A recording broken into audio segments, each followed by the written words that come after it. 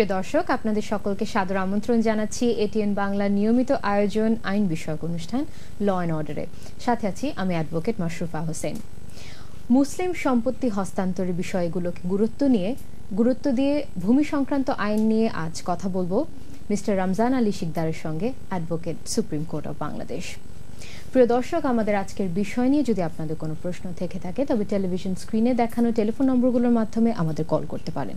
তবে যথাসময়ের মতো অনুরোধ করব বিষয় সংক্রান্ত প্রশ্নে আপনারা করে থাকবেন এবং প্রশ্ন করবার সময় আপনাদের টেলিভিশনের ভলিউমটি কমিয়ে রাখবেন। আপনাকে অনেক ধন্যবাদ আমাদের স্টুডিওতে আসার জন্য। আপনাকেও ধন্যবাদ স্টুডিওতে আমন্ত্রণ জানার জন্য। জি, যদিও কনস্টিটিউশনালি বা আমাদের সংবিধান মোতাবেক আমরা একটি ধর্মনিরপেক্ষ রাষ্ট্র এবং দেখা যাচ্ছে যে এখানে আমরা অনেক ধর্মের জনগণ খুব শান্তিপূর্ণভাবে তারা বসবাস করছে, তবে আমরা দেখতে পাই যে মেজরিটি আসলে মুসলিমস আমাদের দেশে বসবাস করছে। তো মুসলিমদের সম্পত্তি কিভাবে হস্তান্তর করা যায় সেই বিষয়গুলো গুরুত্ব দিয়ে আজকে আপনাকে প্রশ্ন করব। তো আমার প্রথম প্রশ্ন হবে আপনার কাছে যে দেশে বিভিন্ন মাযহাবের মুসলিম রয়েছে এবং এর মধ্যে দেখা যায় যে সবচেয়ে মানে যারা সিগনিফিকেন্ট পার্ট আছে তাদের মধ্যে হচ্ছে হানাফি মাযহাবের মানুষ। তো হানাফি মাযহাবের মুসলিমের সম্পত্তি কি কি উপায় দূরবর্তী কিংবা রক্তের সম্পর্কের ব্যক্তিদের মধ্যে কি হস্তান্তর করা যায়, এই বিষয়টা যদি একটু ক্লিয়ার করতেন আমাদের দর্শকদের উদ্দেশ্যে। আপনাদেরকে ধন্যবাদ এবং যারা দেখছেন আমাদের অনুষ্ঠান তাদেরকেও ধন্যবাদ জানাচ্ছি। ইনফ্যাক্ট এখানে সম্পত্তি হস্তান্তরের অনেকগুলি উপায় থাকে, তার মধ্যে তো আমরা সকলেই জানি ক্রয় বিক্রয়টাও একটা কিন্তু হস্তান্তরের একটা অংশ, এটা বহুবিধ এটা হয়ে থাকে সচরাচর। তো অন্যান্য যেগুলি হস্তান্তর উপায় আছে তার মধ্যে হতে পারে গিফট বা হেবা, যেটা হয় আমরা সেটাকে হেবা বলেই থাকি, আর গিফটের মধ্যে কিন্তু একটুখানি পার্থক্য থাকে, অন্যভাবে কথাটা বলবো পরে। আর একটা হতে পারে যে উইল মর্মেও কিন্তু হস্তান্তর হয়ে থাকে। আর একভাবে হয়ে থাকে, এইটা সম্প্রতিকালে একটু বেশি এর ব্যবহার পরিলক্ষিত হচ্ছে, সেটা হলো ট্রাস্ট বা ফাউন্ডেশন, এইগুলির মাধ্যমে হস্তান্তর হয়ে থাকে। এইটা আমরা যদি ধরি মোটামুটি 4টি উপায়ে এই সম্পত্তির হস্তান্তর হয়ে থাকে। একটা হলো ক্রয় বিক্রয়, সেকেন্ড হলো আপনার গিফটের মাধ্যমে, থার্ড যদি হতে পারে সেটা হতে পারে আপনার উইলের মাধ্যমে, ফোর্থ হতে পারে আপনার ট্রাস্ট ক্রিয়েশনের মাধ্যমে। রাইট, এই গিফট আর হেবাটা কি একই জিনিস? না, গিফট আর হেবা ইনফ্যাক্ট হয়ে থাকে হলো যে রক্তের সম্পর্কিত যারা নাকি খুব ক্লোজ রিলেটিভ, সেটার মধ্যে ওই রেজিস্ট্রেশন আইনে কিন্তু এটার মধ্যে একটা ব্যাখ্যা দেওয়া আছে কার বরাবরে হেবা বা গিফট হেবা করা যেতে পারে। সেখানে যদি দেখা যাচ্ছে যে বাপ মা, ছেলে মেয়ে, স্বামী স্ত্রী, এদের মধ্যে কতগুলি ডেফিনিশন দেওয়া আছে কার মধ্যে করা যাবে, এই কয়েকটা কথাগুলি বলা আছে। আচ্ছা, তবে মানে যেটা বোঝা যাচ্ছে যে রক্তের সম্পর্কর মধ্যেই হেবার বিষয়টা সাধারণত আসছে। আচ্ছা, আরেকটা আপনি বললেন ট্রাস্ট অথবা একটা ট্রাস্ট অথবা উইলের মাধ্যমে হতে পারে। তো উইলের ক্ষেত্রে কিন্তু কতগুলি সীমাবদ্ধতা আছে, ট্রাস্টের মধ্যে সেটার মধ্যে সীমাবদ্ধতা, সুবিধা অসুবিধা আছে, সেগুলো আমাদের আলোচনার প্রেক্ষিতে হয়তো আপনার যদি প্রশ্ন আসে কিংবা কোনো দর্শক যদি আমাদের প্রশ্ন করে তাহলে সেই জিনিসটা এটাকে একটু ক্লারিফাই করা যাবে। রাইট, তো উইলটা আসলে কিভাবে করা যায় এবং মুসলিমদের ক্ষেত্রে এর কতটুকু কার্যকর যে বিষয়টা রয়েছে যদি একটু বলতেন। উইলটা ইনফ্যাক্ট উইল মুসলিমদের চেয়ে হলো নন মুসলিমদের ক্ষেত্রে এটা বেশি ব্যবহার দেখা যাচ্ছে। তো মুসলিমদের ক্ষেত্রে এটার মধ্যে দুটি শর্ত আছে। এক রকম শর্ত হলো যে উইলটা কার বরাবর করবেন, যে প্রশ্নটা যদি এরকম থাকে যে উইল এরকম এক লোকের বরাবরে করা হবে, সে উইলটা তার কোনো আত্মীয় নয়, অনাত্মীয় বরাবরে যদি করি, তাহলে যে ব্যক্তি উইল করবেন, যে সম্পত্তিটা উইল করবেন, সেই সম্পত্তিটা কিন্তু তার টোটাল যে সম্পত্তি আছে সেই টোটাল সম্পত্তির 1/3 অর্থাৎ 1/3 সেটা তার বরাবরে করতে পারবে। তবে একটা শর্ত আছে, যিনি উইল করবেন তার মৃত্যুর পর যেহেতু উইলটা কার্যকরী হয়, ওই মৃত্যুর সময় তার যে এটা শেষ কৃতিকার্য করার জন্য এবং তার যদি কোনো লোন থাকে, ডেট থাকে, সেগুলি মিট করার পরে যা থাকবে সেটা 1/3 সেটা কার্যকরী হবে। তবে যদি দেখা যাচ্ছে কোনো বা এমন ব্যক্তির বরাবরে উইলটা যদি করা হয়, সেই ব্যক্তিটি যিনি উইল করছেন তার মৃত্যুর পরে অটোমেটিক্যালি তার উপরে একটা অংশ চলে আসতো। তো ওই সমস্ত ব্যক্তির বরাবর যদি উইল করা হয়, অর্থাৎ যিনি শেয়ারার হবেন, লিগ্যালি ইনহেরিট করবেন, তাদের বরাবর যদি করতে হয় তাহলেও কিন্তু 1/3 পর্যন্ত করা যাবে। তবে যারা নাকি অন্যান্য যারা অংশীদার থাকবে তাদেরও সম্মতি লাগবে সেই বিষয়টা। তাহলে এটা কার্যকর, আদারওয়াইজ এটা কার্যকর হবে না। রাইট, সো এটা অ্যাকচুয়ালি আপনি বলছেন যে খুব একটা এফেক্টিভ হবে না, যারা ডাইরেক্টলি ইনহেরিট করছে তাদের বিষয়ের ক্ষেত্রে উইলটা অতটা না তাদের বিষয়ে এই হবে subject to the consent of the other legal heirs. But তবুও দেখা যায় যে আপনার যারা ডাইরেক্টলি যারা আপনার ইনহেরিট করছে তারা তো সাধারণত একটা নরমাল সিস্টেমের অনুযায়ী পেয়ে যাচ্ছে। তো না হয় ফর এক্সাম্পল আমি যদি একটু বিষয়টা আরেকটু ক্লিয়ার করি, ফর এক্সাম্পল কারো যদি 5টি সন্তান থাকে, দেখা যাচ্ছে 5টি সন্তান তো মুসলিম আইন অনুযায়ী একরকম শেয়ার পাবে, মেয়ে হলে একরকম, ছেলে হলে অন্যরকম। যদি কোনো ছেলেকে কিংবা কোনো সন্তানকে যদি দেখা যাচ্ছে যে আমি 1/3 দিতে চাই, বেশি দিতে চাচ্ছি, তখন তো উইলটের প্রশ্নটা আসবে। ওই সময় একটা উইলটা কার্যকরী বিষয়টা আসে। তখন সেই ক্ষেত্রে যদি উইল যদি করেন তাহলে 1/3 পর্যন্ত করতে পারেন ম্যাক্সিমাম। ওইটা 2টা কন্ডিশন। ফার্স্ট কন্ডিশন হলো তার যদি থাকে, কোনো ডেট থাকে, সেটাকে মিট করতে হবে, তার শেষ কৃতকার্য সম্পাদনের যে টাকা লাগবে সেটাকে মাইনাস হবে, তারপরে যা থাকবে সেটাকে কার্যকরী, সেটা 1/3 হবে। তবে যেহেতু অন্যান্য লিগ্যাল ইয়ার্স থাকবে তাদেরকে এক্সক্লুড করা হবে সাম এক্সটেন্ট, সেই জন্য তাদের সম্মতি সাপেক্ষে এটা। আচ্ছা, সম্মতি না হলে এটা, এবং ব্যাপারটা খুব ক্লিয়ার করে দেওয়া হচ্ছে। তো এখানে একটা বিষয় তো মানে যদি একটা সম্পত্তি আপনার বিক্রি ক্ষেত্রে হস্তান্তর না হয়ে থাকে, অন্যান্য যেগুলো ক্যাটাগরি আপনি বললেন, হেবা বলেন, গিফট বলেন, ট্রাস্ট বলুন, বা আপনি যেটা বলছেন যে একটা দান করে দেওয়া, তো সেক্ষেত্রে তো এটা তখনই কার্যকর হবে যখন যে দান করছে বা যে গিফট করে যাচ্ছে বা হেবা করে যাচ্ছে তার মৃত্যুর পরই এটা কার্যকর হচ্ছে। না, ইনফ্যাক্ট দানের বিষয়টা সেরকম না, আর যদি আপনার ট্রাস্টের বিষয়টা সেরকম না, শর্তগুলি অন্যরকম। যদি আমরা একটার পর একটা বলি তাহলে বিষয়টা ক্লিয়ার হবে। যদি কোনো ব্যক্তি দান করতে চান তার ছেলে মেয়েদের বরাবরে, তাহলে দেখা যাচ্ছে সে দানটা অবশ্যই করতে পারবেন, তাতে কোনো লিগ্যাল বার্ন নাই। কিন্তু একটা কথা হলো, সে দানটা কিভাবে কার্যকরী হবে, আমরা দেখতে হবে যে প্রপার্টিটা কি, সম্পত্তিটা কি মুভেবল না ইমুভেবল। যদি মুভেবল হয় তাহলে কিন্তু সেখানে রেজিস্ট্রেশন দরকার নাই, ডিডও দরকার নাই, জাস্ট ডেলিভারি অফ পজিশনের মাধ্যমে কিন্তু দানটা ইফেক্টিভ হয়ে যেতে পারে। কিন্তু যদি এটা ইমুভেবল সম্পত্তি হয়, তো যেমন ঘর বাড়ি এরকম যদি এরকম সম্পত্তি হয়, তাহলে সেই ক্ষেত্রে কিন্তু বর্তমানে আইনের বিধান অনুযায়ী সেখানে অবশ্যই একটা ইনস্ট্রুমেন্ট লাগবে, অর্থাৎ একটা গিফট ডিড লাগবে, সেটা অবশ্যই রেজিস্ট্রেশন হতে হবে। এই দুইটা তো শর্ত অবশ্যই থাকতে হবে, এটা লিগ্যাল ফর্মালিটিস। আর একটা বিষয় থাকে যে যেহেতু আমি এটা হেবা বা দান করতেছি, সেই ক্ষেত্রে এখন রেজিস্ট্রেশন চার্জ কি হবে, এর একটা প্রশ্ন থাকে।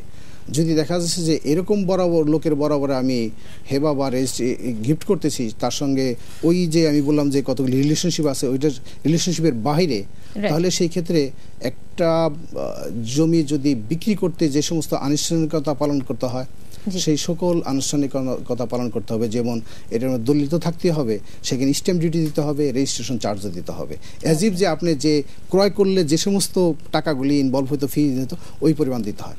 তবে যেহেতু বাপ মা যদি ছেলে মেয়ের বরাবরে করে, তাহলে কিন্তু সেক্ষেত্রে বিষয়টা অন্যরকম হয়। সেখানে রেজিস্ট্রেশন অ্যাক্ট আইনে বলছে যে এই ডিগ্রি অফ রিলেশনশিপের মধ্যে যদি করা হয়, তাহলে সেখানে আপনার 100 টাকার স্ট্যাম্প রূপে দলিল তৈরি করে রেজিস্ট্রেশন করে নিলেই হয়ে যাবে, আর কিন্তু খরচ লাগে না। আচ্ছা, এটা কিন্তু খুব একটা সুবিধা। রাইট। তো এমনি তাদের যে দান বা যে দিচ্ছেন তার জীবিত অবস্থায় সেটা তারা ভোগ করতে পারে না, যিনি দিচ্ছেন না, দান যখন চলে যাবে, যখন একটা রেজিস্ট্রেশন থাকবে, দলিল থাকবে, ডেলিভারি পজিশন হবে, তখন কিন্তু টাইটেল পাস হয়ে যায়। এই জন্য তিনি কিন্তু একবার এটা গিফট হয়ে গেলে, হেবা হয়ে গেলে কিন্তু সিনিয়র বাইভার্স কোনোভাবে তার এটা রাইটটা থাকে না। যদি না যিনি কি ডোনি, অর্থাৎ যার বরাবর দান করা হলো, তিনি যদি বলে যে আপনাকে লাইফ সত্ত্ব দেওয়া হলো, আপনি এনজয় করবেন, তাহলে সে পাইতে পারে, আদারওয়াইজ কিন্তু পেতে পারে না। রাইট। তো একজন মুসলিম তার স্থাবর সম্পত্তি যে কোনো ব্যক্তির বরাবরে কি দান করতে পারেন? হ্যাঁ, আমি সেটি একবার বলছিলাম, সেটা আরেকটু পরিষ্কার করি যে অবশ্যই করতে পারেন। কারণ এখানে বলা হলো যে ওই ছেলে মেয়ে, তারপরে ওয়াইফ হাজব্যান্ড কিংবা বাবা মা, যদি এরকম যদি রিলেশনশিপ হয়ে থাকে, কিংবা দাদা দাদি। ফেরত আসে, আমাদের একটা টেলিফোন রয়েছে। জি, হ্যালো। জি, আসসালামু আলাইকুম। ওয়ালাইকুম আসসালাম। আমার একটা প্রশ্ন ছিল। অ্যাকচুয়ালি আমার আম্মা এবং আমার আব্বা দুইজনেরই জমি আছে, একটা বাড়ি আছে, একটা জমি আছে। তো আমরা দুইজনই বোন, আমাদের কোনো ভাই নেই। এই ক্ষেত্রে সবাই বলছে যে যারা মানে আমার চাচাতো ভাই বা ফুফাতো ভাই বোন বা আম্মার যে আত্মীয় স্বজন আছে, তারা একটা অংশীদার হবে হয়তো আমার আব্বা আম্মা বর্তমানে। তো আমার আম্মা আব্বাকে জি জি তো আমার আব্বা আম্মা চাচ্ছে যে আমরা যতটুকু জেনেছি যে উইল নাকি সম্ভব না মুসলিম আইনে। তো আমার আব্বা আম্মা চাচ্ছেন তারা হেবা করে দিবেন, কিন্তু আমি পার্সোনালি চাচ্ছি না যে তারা সব ধরনের ওই জিনিস থেকে অধিকার ছেড়ে দিয়ে আমাদের হেবা করে দিক। সেক্ষেত্রে তাদের কোনো অধিকার থাকছে না জিনিসটাতে, এটা আমি চাচ্ছি না পার্সোনালি। কারণ আমাদের বিয়ে হয়ে গেছে, তো নানান ধরনের হয়তো এক সময় আমরা ওটা তাদের প্রবলেম হয়তো নাও দিতে পারি, যার কারণে আমি চাচ্ছি যে এমন কোন ওয়ে কি আছে যার কারণে তাদেরও অধিকার থাকুক, প্লাস আমরা যাতে তাদের অবর্তমানে আমরা দুই বোন বাদে অন্য কোনো অংশীদার যেন না থাকে, এরকম কোন ওয়ে কি আছে? আমরা কিন্তু কিছুক্ষণ আগে বলেছিলাম যে এটা যখন নাকি আপনার আম্মা আব্বা মারা যাবেন তখন কিন্তু শুধু খালি আপনারাই এটা ইনহেরিট করবেন না, আপনার যা ঠিকই আপনি বুঝেছেন অন্য লোকের কাছ থেকে হলো যে এটা আপনার চাচাতো ভাই কিংবা চাচারা জীবিত থাকে তারাও কিন্তু এটা ইনহেরিট করবেন। যেহেতু তারা ইনহেরিট করবেন, এখানে বলেছি যে যদি যারা নাকি ইনহেরিট করবেন তাদের অসম্মতি একটা উইল করতে পারবেন, কিন্তু সেই উইলটা কার্যকরী হবে তাদের সম্মতি সাপেক্ষে। এখন যেহেতু তারা ইনহেরিট করবে, তারা কতটুকু সম্মতি দিবে কি দিবে না এটা তো আপনি বুঝতেই পারছেন। আচ্ছা, এমন কোনো উপায় নেই যেখানে তাদের ইনহেরিটেন্সটাকে বাদ দিয়ে কোনো কিছু করা যায়? তাদের সম্মতি সাপেক্ষেই হতো, তারা যদি রাইটটা ওয়েভ করে তাহলে হতে পারে, আদারওয়াইজ হবে না। রাইট। আচ্ছা, তো আমরা যে বিষয় নিয়ে কথা বলছিলাম যে আপনি বলছেন তো একজন মুসলিম তার স্থাবর সম্পত্তি যে কোনো ব্যক্তির বরাবর দান করতে পারেন। জি অবশ্যই সেটা দান করতে পারেন, যে কোনো ব্যক্তির বরাবর দান করতে পারেন। সেখানে কতগুলি প্রশ্ন থাকে। এক নম্বর হলো কিছুক্ষণ আগে যে ক্লাসিফিকেশনটা আমি বলেছি যে যদি কোনো ওই একটা আইনের যে পারমিসিবল একটা আছে রিলেশনশিপের একটা ক্যাটাগরি আছে ওই পর্যন্ত থাকলে তো সেখানে এক্সপেন্সেস খুব কম হয়, খরচাদি খুব কম হয়। কিন্তু এর বাইরে যদি চলে যায় তাহলে অ্যাজিভ যে তাকে এটা ক্রয় করতে যে সমস্ত আনুষ্ঠানিকতা পালন করতে হতো সেগুলি সবকিছু করতে হবে, তবে দান করতে কোনো প্রতিবন্ধকতা নাই। আচ্ছা, অনেকের মধ্যে একটা ধারণা বিরাজ করে যে উইলটা মুসলিম আইনে করা যায় না, অনেকেরই কিন্তু এই ধারণাটা রয়েছে। তো আমরা যে উইলটা নিয়ে কথা বলছি এটা অ্যাকচুয়ালি কোন আইন দ্বারা অ্যাকচুয়ালি এটা আমরা পার্সোনাল ল ইনফ্যাক্ট আমরা এটা আলোচনা করতেছি, পার্সোনাল লর পার্সপেক্টিভে আমরা এটা বক্তব্য রাখছি। তো উইল অ্যাকচুয়ালি করা যাবে, করা যাবে, ওই যে কতগুলি শর্ত থাকে এই শর্তগুলো মানলেই করা যাবে। রাইট, তো আইনে অ্যাকচুয়ালি কোনো বাধা নেই যদি সম্পত্তি থাকে। আমাদের আরেকটা টেলিফোন রয়েছে। হ্যালো, ওয়ালাইকুম আসসালাম। আপনার টেলিভিশনের ভলিউমটি একটু কমিয়ে কথা বলুন প্লিজ। হ্যালো, শুনতে পাচ্ছি। ওয়ালাইকুম আসসালাম। আমার প্রশ্নটা হলো আপনার আমার কোন ছেলে সন্তান নেই, কিন্তু আমার মেয়ে একটা ক্লাস 5 পড়ে আর একটা ক্লাস 6 পড়ে। কিন্তু আমি আমার যে বাবার সম্পত্তি ছিল সেখান থেকে আমার বাবা মৃত্যুর পরে আমি যে সম্পত্তিটা পেয়েছি, আমার বাবার একমাত্র ছেলে আমি, আর 4 বোন ছিল। কিন্তু 4 বোনের এই সম্পত্তি সম্পূর্ণটা তারা যেভাবে আইনগতভাবে পাইতো তাদেরকে দিয়ে এখন আমার 2 মেয়ের নামে হেবা ঘোষণা করে দিছি আর কি। মানে আমি যেটা মেয়ে নিয়ে আল্লাহ কাছে সন্তুষ্ট, কিন্তু আমি মানে ছেলে সন্তান হবে কি বা না হবে এটা নিয়ে আমার কোনো চিন্তা নেই। কিন্তু আমি অলরেডি সম্পত্তি হস্তান্তর দিয়ে দিচ্ছি, কিন্তু সাব রেজিস্ট্রারের কাছে দেওয়ার পরে বলতেছে যে আপনি এখন হস্তান্তর করেন, কিন্তু 18 বছরের পরে তারা মালিক হবে, কিন্তু 18 বছরের আগ পর্যন্ত আপনি বেচাবেচি করতে পারবেন। তো আমি তাদেরকে হেবা ঘোষণা করে দিচ্ছি আর কি, ওই সম্পত্তিতে হস্তান্তর করছি। তো এক্ষেত্রে আমার আইনগত কোনো জটিলতা আছে কিনা বা এটা কি সঠিক কোনো পদ্ধতি আমি নিচ্ছি কিনা না। এখানে যেহেতু হেবা করেছেন আপনি, আপনার পিতামাতার কাছ থেকে যে সম্পত্তি পেয়েছেন আপনার বোনদের অংশকে আপনি দিয়ে দিয়েছেন, এখন যেটা অ্যাবসলিউটলি যেটা আপনি হেবা করেছেন সেটা আপনার অংশটাই করেছেন, তো আপনি রাইটলি করেছেন। এখন কথা হলো যে আপনার যে মেয়েদের বরাবরে করেছেন তারা ইনফ্যাক্ট এটা আইনে হলো নাবালক বা নাবালিকা, সেই নাবালিকার সম্পত্তি আপনি তার ক্রয় করতে এটা কিংবা কোনো সম্পত্তি পেতে তাদের কোনো বাধা নাই, কিন্তু যেহেতু তারা এখন নাবালক সেই কারণে তারা এটা এনজয় করতে, আপনারা আছেন যারা নাকি স্বাভাবিক গার্ডিয়ান বলে, ন্যাচারাল গার্ডিয়ান, অভিভাবক, এই আপনারা অভিভাবক আছেন, আপনাদের মাধ্যমে সেটা ভোগ দখল করবে। তো ভবিষ্যতে যদি এই সম্পত্তি আপনারা কোনোভাবে তাদের অধিকার সংরক্ষণ করার জন্যই কেনা বেচা করতে চান, তাহলে সেই ক্ষেত্রে কিন্তু আপনাকে প্রথম আপনি নিতে হবে একটা অনুমতি নিতে হবে কোর্টের কাছ থেকে যে তার সম্পত্তি আপনি বিক্রি করতে চান। রাইট। তো একজন মুসলিম তার সম্পত্তি, আমাদের আরো একটা ফোন রয়েছে। হ্যালো হ্যালো, ওয়ালাইকুম সালাম। জি, আমার সম্পত্তি একটা দলিল আছে, কিন্তু বর্তমান 98 রেগেটে বাংলাদেশ সরকার মেরে গেছে। এটা এই বিষয়ে আমি কি করতে পারি? আপনার প্রশ্নটি আমরা বুঝিনি, আবার একটু ক্লিয়ার করে বলুন প্লিজ। আমি আমার সম্পত্তি কিনেছি, একটা দলিল করেছি, বুঝছেন? আচ্ছা, একটা কিন্তু 98 যে রেগেটটা গেছিল, এই রেগেটটা বাংলাদেশ সরকারের নামে মেরে গেছে, এবং এই সম্পত্তিটা আমি কি করে পাবো? না, যার কাছ থেকে সম্পত্তি কিনেছেন তার মালিকানা যদি ঠিক থাকে, নাম্বার 1, তাহলে আপনি মালিকানা ঠিক পাবেন। এখন আপনি ক্রয় করার পূর্বেই যদি কিংবা তার পরে যদি এই সম্পত্তির সরকারের নামে খতিয়ানভুক্ত হয়ে থাকে, তাহলে খতিয়ান সংশোধনের জন্য স্টেট অ্যাকুইজিশন অ্যান্ড টেনেন্সি অ্যাক্টের বিধান মতে আপনাকে, বর্তমান আইন মতে আপনাকে উপযুক্ত আদালত যেতে হবে। সেখানে গিয়ে আপনাকে rectification of record of right অর্থাৎ খতিয়ান সংশোধনের জন্য আপনার মোকদ্দমা করতে হবে। মোকদ্দমা ডিগ্রি পেলে এবং ডিগ্রির আলোকে এটাকে সংশোধন হয়ে আসবে আপনার নাম। রাইট। আরো একটা প্রশ্ন আছে। হ্যালো। জি, আসসালামু আলাইকুম। ওয়ালাইকুম সালাম। জি, আসসালামু আলাইকুম। ওয়ালাইকুম সালাম, শুনতে পাচ্ছি, বলুন। জি, আমার ভাই, আমার 2 কাঠার একটা প্লট, আমার পাশের 1.5 কাঠার প্লট। আচ্ছা। তো পাশের ভদ্রলোক আমার সে জালজালি 5টা দলিল করে 5 ব্যাংক থেকে লোন করতে, তার 1.5 কাঠার দলিলের জায়গায় সে 2.5 কাঠার দলিল বানাইছে। আচ্ছা।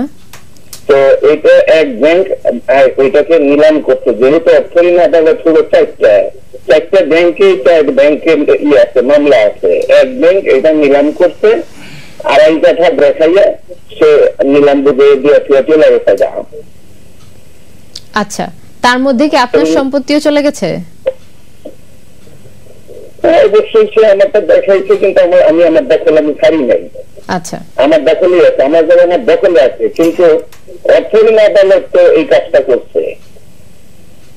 এখন এটা আমি কি প্রতিকার পাইতে পারি? এখানে কয়েকটি প্রশ্ন। 1 নম্বর হলো যে কে আগে ক্রয় করেছে। এখন যদি আপনি যদি আগে ক্রয় করে থাকেন, তাহলে আপনারটা আগে এটাকে আপনার অংশটা বুঝে দিয়ে তারপর বাকি অংশটা যাবে। এখন পরবর্তী যে ক্রয় করেছে, যেমন 1.5% ব্যাংকে থেকে 1.5 কাঠা ব্যাংকে থেকে লোন নিয়েছে, আমি তো মনে করি আপনার যদি আগে ক্রয় হয়ে থাকে, আপনার নামে যদি 2 কাঠা বা তার বেশি যা অংশ ক্রয় করেছেন সেটা যদি অলরেডি মিউটেশন হয়ে থাকে, এরপরে যদি সারপ্লাস যদি সম্পত্তি না থাকে, তাহলে 1.5 কাঠার বেশি তার নামে রেকর্ডভুক্ত হওয়ার কথা না। তা রেকর্ডভুক্ত যদি না হয়ে থাকে, তাহলে ব্যাংকও আমি জানি না কিভাবে সে লোনটা দিয়েছে, দলিল অবস্থা কি। তা আপনি, আমি এত যাচ্ছি না, যেহেতু আমাদের সামনে দলিল টাইটেল ডিডগুলি নেই, তা আমি আপনাদেরকে বলতে চাচ্ছি, এটা আপনার রাইটটা প্রোটেকশনের জন্য আপনি মনে হয় কোর্টে যেতে পারেন। কোর্টে গিয়ে বলতে পারেন যে আপনার যে অংশটা, এই অংশটাকে কোনোভাবে বিক্রি করতে পারে না, আপনি এটা লফুল মালিক এবং এই অধিকারী আছেন, দখলকার আছেন, এবং সেইটার মর্মে ব্যাংকের এবং অন্যান্য বরাবর আপনি ইনজাংশন চেতে পারেন। এগুলি অন্তর্বর্তীকালে আপনি এইটা প্রতিকার চেয়ে মোকদ্দমা করতে পারেন। ধন্যবাদ।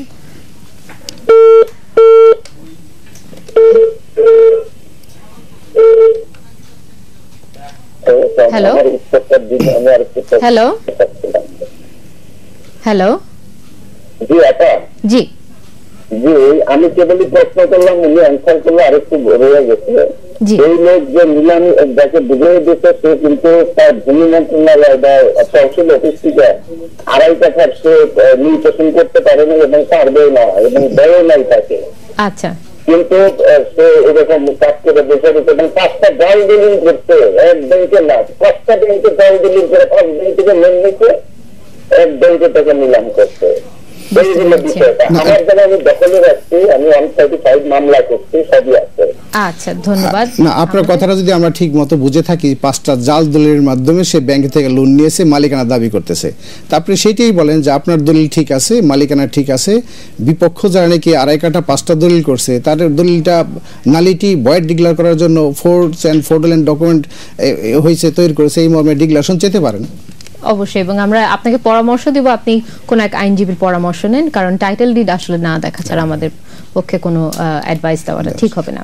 হ্যালো। ওয়ালাইকুম আসসালাম। জি, আমি একটু ফোন করেছিলাম যে একটু জমি সংক্রান্ত বিষয় জানার জন্য। জি বলুন। আমার আব্বার বয়স হচ্ছে 85 বছর। আচ্ছা। হ্যালো। জি শুনতে পাচ্ছি, বলুন। জি, উনি 40 বছর আগে ওনার ভাতিজাকে আমাদের 5 শতক জমির মধ্যে 2.5 শতক জমি দান করে দিয়েছিলেন, হেবা করে দিয়েছিলেন। আচ্ছা। তো উনি এই সত্যি নিয়েছিলেন যে উনি জীবিত থাকাকালীন পর্যন্ত ওনার ভরণ পোষণ যা যাবতীয় মানে যা কিছু করার সবকিছু উনি করবেন। আচ্ছা। কিন্তু দেখা গেল যে উনি পরবর্তীতে ওনার কোনো কিছুই দায়িত্ব পালন করলেন না, কিন্তু আমার আব্বা চাচ্ছিলেন যে এই হেবাটা বাতিল করার জন্য। এখন কি উনি এই হেবাটা কি বাতিল করতে পারবেন? আচ্ছা, ধন্যবাদ। বাতিল করে দিয়ে কি সেই 2.5 শতক জমিটা সে ফেরত পাবে? আচ্ছা, ধন্যবাদ। না, ইনফ্যাক্ট এটা যদি হেবা করে থাকেন, হেবা যদি এটা কার্যকর হয়ে থাকে তাহলে কিন্তু পজিশন একরকম হবে। এখন কি শর্তে করেছে সেই শর্তটাও মনে হয় না দেখে আপনাকে অ্যাডভাইস করলে মনে হয় ভুল হবে। তা আমার মনে হচ্ছে যে আপনি কোনো একজন বিজ্ঞ আইনজীবীর সঙ্গে যোগাযোগ করেন, বিষয়টা দেখান তাকে, তার পরামর্শ অনুযায়ী সামনে অগ্রসর হন। ধন্যবাদ। জি। হ্যালো। ওয়ালাইকুম আসসালাম।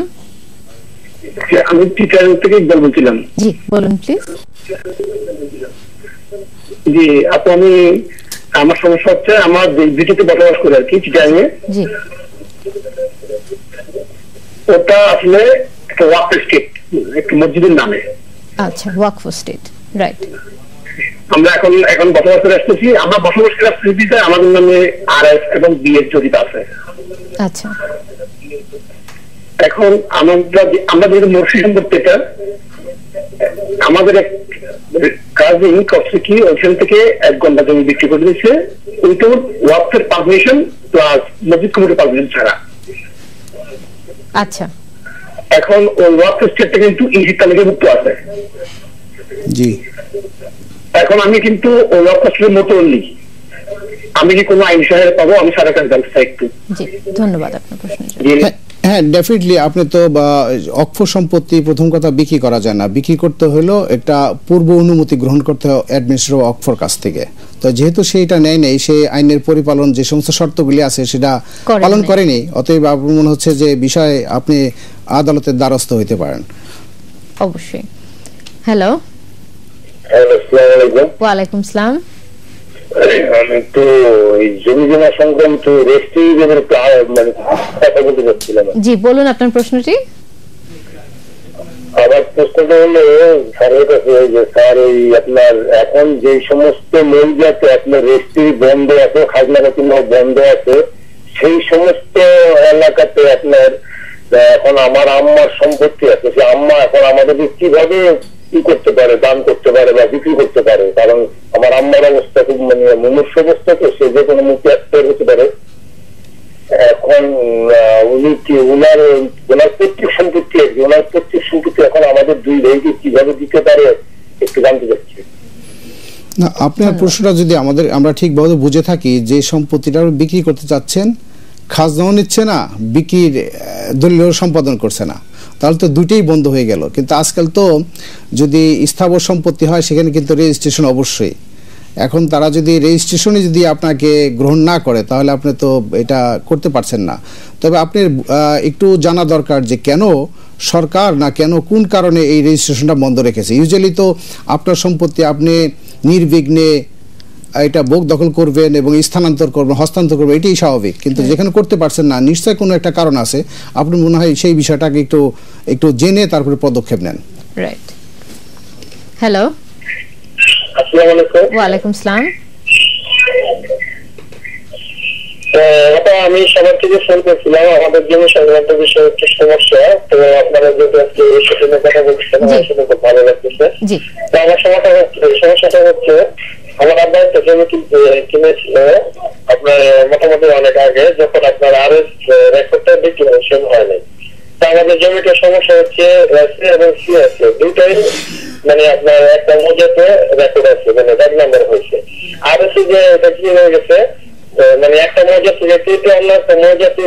সরকারি খাস জমি বানিয়ে দিয়ে গেছে। এখন এটার বিরুদ্ধে আমরা একটা মামলা করেছি কোর্টে। তো এখন আমাদের এখানে বিএস রেকর্ড চলতেছে। তো এই মুহূর্তে যে আরো অলরেডি আমাদেরকে খাস বানিয়ে দিয়ে গেছে, বিএসএ যদি আমাদেরকে খাস বানিয়ে দিয়ে যায় তাহলে আমাদেরকে ডাবল মামলা করে এটা আমরা কিভাবে সংশোধন করতে পারি, সহযোগিতা যদি আপনাদের কাছে আমার মানে জানা থাকে তাহলে উপকৃত হবো আর কি। আপনাকে ধন্যবাদ। যেহেতু বিগত জরিপে আরএস জরিপে আপনাদের নামের পরিবর্তে অন্য সরকারি নাম আসছে অলরেডি, সেজন্য আপনার কোর্টে চলে গেছেন। ইত্যু বছরে আশা করি আপনার ওটার মধ্যেই প্রতিকার পাওয়ার কথা। তো ইত্যু বছরে যে বিএস জরিপ হচ্ছে সেই জরিপেও যদি আবার সরকারের নাম আসে তাহলে আর কোনো কিছু বেশি সেপারেট কেস করা দরকার নাই, মোকদ্দমা করা দরকার নাই। এটির মধ্যে প্রয়োজনীয় সংশোধনী আনয়ন করে পরবর্তী যে রেকর্ডটা হলো সরকারের নামে এইটাকেও আপনি ভুল হিসাবে আবার যদি ঘোষণা চান তাহলে আপনাদের পারপাসটা ছাড় হবে। রাইট।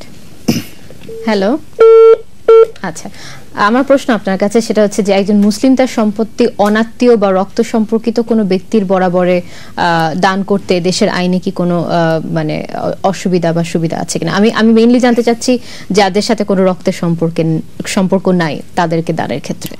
না, দান তো অবশ্যই করতে পারেন, কিন্তু কিছুক্ষণ আগেও বলেছি, আবার বিষয়টা একটু পরিষ্কার করে বলি যে যদি আইনে কতগুলি একটা ডিগ্রি আছে যে কার মধ্যে দান করলে পর সেখানে কস্ট কম হবে, আর যদি সেই ডিগ্রির বাহিরে অর্থাৎ অনাত্মীয় কিংবা রক্ত বহির্ভূত সম্পর্কের বহির্ভূত তাদের বরাবরে দান করলে পর যে বিক্রয় সম্পর্কিত যে সমস্ত আনুষ্ঠানিকতারা এইগুলি পালন করতে হবে, কিন্তু দান করতে কোনো বাধা নেই। কিন্তু আনুষ্ঠানিকতা করতে হবে অনেক কিছু, বিশেষ সেখানে স্ট্যাম্প ডিউটি দিতে হবে, সেখানে আপনার রেজিস্ট্রেশন করতে হবে, এগুলি আপনাকে ফলো করতে হবে, পরিপালন করতে হবে। রাইট। তো এখানে বিক্রি ও দান ব্যতীত অন্য কোনো উপায় বা পন্থা আছে কি যার মাধ্যমে আপনি স্থাবর সম্পত্তি হস্তান্তর করা যায়? আপনি যেগুলো বলেছেন ওগুলো বাদে তো আর এমন কিছু নাই যেটা দ্বারা এটার মধ্যে আমরা আলোচনা করলাম যে হস্তান্তর করা যায়, বিক্রির মাধ্যমে হস্তান্তর করা যায়, আপনার দানের মাধ্যমে বা হেবার মাধ্যমে হস্তান্তর করা যায়, উইলের মাধ্যমে আংশিক করা যায়, এটা বললাম। আরেকটা সম্প্রতিকালীন দেখতে পাচ্ছি যেটা আইনটা আগে থেকে আসলো 1882 আইন, তো ট্রাস্ট অ্যাক্টের আন্ডারে, তো সেখানে ডিড একটা ট্রাস্ট ক্রিয়েট করে সেই সম্পত্তিটা যদি ট্রাস্টকে দেওয়া হয় এবং ট্রাস্টের অবজেক্টগুলি এরকম থাকে, যিনি ট্রাস্ট ক্রিয়েট করেন তাকে আমরা সেটেলার বলি, আর যাদের বেনিফিটে করা হয় তাদেরকে আমরা বেনিফিশিয়ারি বলা হয়, এবং সেখানে ট্রাস্টিও তখন সেখানে ওই ট্রাস্টি যখন নাকি যিনি কি সেটেলার হবেন অর্থাৎ যিনি ট্রাস্টটা তৈরি করবেন, ডিক্লারেশন দিবেন, তিনি নিজেও কিন্তু বেনিফিশিয়ারি হতে পারে, ওদের সুবিধাভোগী হতে পারে, এবং নিজে ওইটা ম্যানেজমেন্ট থেকে ট্রাস্টি হতে পারে, অর্থাৎ দুইটা রোলই সে পালন করতে পারে। একদিকে সে সেটেলার হলেন ইনিশিয়ালি, সেকেন্ড কথা হলো উনি ট্রাস্টি হলেন ওইটাকে ম্যানেজ করার জন্য, থার্ড ক্যাটাগরি উনি সুবিধাভোগী হলেন, বেনিফিশিয়ারি হলেন, তাহলে তিনটা এটা কিন্তু হতে পারে। এখন কথা হলো যে আপনি প্রপার্টি যখন ট্রাস্টকে দিবেন তখন কিন্তু ওই যে গিফটের মতো হেবার মতো কিন্তু সুবিধা পাওয়া যাবে না, তখন আইনে বলা আছে সেক্ষেত্রে সেখানে প্রপার স্ট্যাম্প ডিউটি দিতে হবে, প্রপার রেজিস্ট্রেশন চার্জ দিতে হবে, এত কিছু ফর্মালিটিস অবজার্ভ করতে হয়। সেই কারণে অনেক মনে করে যে যদি এত সরকারকে এত ট্যাক্সি দিতে হলো, এত ডিউটি দিতে হলো, এত স্ট্যাম্প ডিউটি দিতে, তাহলে ওর পরিবর্তে বিক্রি করে দিই কিংবা তাকে এমনি দিয়ে অন্য, তখন ট্রাস্টের ফর্মুলায় যায় না। আচ্ছা, তো এটা উপায় আছে, এটা ওয়ান অফ দ্য ওয়েস যে সেভাবে কিভাবে এটাকে সম্পত্তি হস্তান্তর করা যায়, কিভাবে অন্যের বড় বড় সম্পত্তি দিয়ে আবার নিজের বড় না যায়, এটা একটা ডুয়াল জিনিসটা আছে কিন্তু, যে আমি সম্পত্তি ট্রাস্টকে দিলাম, ট্রাস্ট একটা জুরিস্টিক পার্সনের মতো হয়ে যায়, তো ওইটা হলে পরে সেখানে ট্রাস্টটা আবার আপনি নিজেই ম্যানেজ করতে পারছেন, ওটা সুবিধাভোগী হতে পারছেন, এটা অনেক মেনিফোল্ড একটা ইমপ্লিকেশন আছে। রাইট, আমরা আসলে খুব ইন্টারেস্টিং একটা ডিসকাশনের মধ্যে ছিলাম, কিন্তু সময়ের একদম শেষ প্রান্তে চলে এসেছি। আপনাকে আবার অনেক ধন্যবাদ আমাদের স্টুডিওতে আসার। আপনাকেও ধন্যবাদ, এবং যারা শুনলেন তাদেরকেও অনেক ধন্যবাদ জানাচ্ছি। প্রিয় দর্শক, আশা করি আমাদের আজকের এই অনুষ্ঠানের মাধ্যমে এই গুরুত্বপূর্ণ বিষয়টি নিয়ে আপনারা কিছুটা হলেও জানতে পেরেছেন, এবং আশা করি আপনাদের প্রশ্নের সঠিক উত্তর আমরা দিতে পেরেছি। এরকম আরো অনেক বিষয় নিয়ে ফিরে আসবো আপনাদের সামনে। দেখতে থাকুন ল অ্যান্ড অর্ডার, দেখা হবে আবারও।